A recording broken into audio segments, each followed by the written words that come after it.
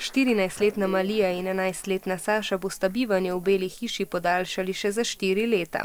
A biti najstniški otrok predsednika ene najvplivnejših držav na svetu ni vedno prijetno, opozarjajo tisti, ki so se v tej vlogi že znašli. Kot denimo dvojčici Barbara in Jenna, ki sta v Beli hiši bivali, ko je bil predsednik njun oče George Bush. Ko je takrat 19-letna Jenna s ponarejeno osebno izkaznico kupila alkohol, ki ga v Ameriki lahko pijejo le tisti, ki so starejši od 21 let, je za njeno kršitev zakona izvedel ves svet. I wish that Americans saw politicians and all people as people. Leta 1993 je postal predsednik ZDA Bill Clinton in njegova hčerka, ki je bila takrat stara 12 let, se je nemudoma znašla v središču medijske pozornosti. Novinarji so jo zbadali zaradi zobnega aparata in nosu ter ji prilepili pridevnika nerodna in neprivlačna.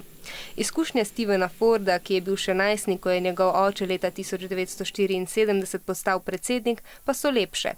Takrat še ni bilo kabelske televizije in številnih množičnih medijev, ki bi o njem neprestano poročali, čeprav se spominja, da je v 3. nadstropju Bele hiše organiziral zabave za prijatelje. A kljub temu se je njegovo življenje v tistih letih zaradi agentov tajne službe, ki so mu sledili na vsakem koraku, močno spremenilo. You very much depend on the people that you know already, your lifelong friends, and you depend on your family members. To pa bo najbrž držalo tudi za Sašo in Malijo.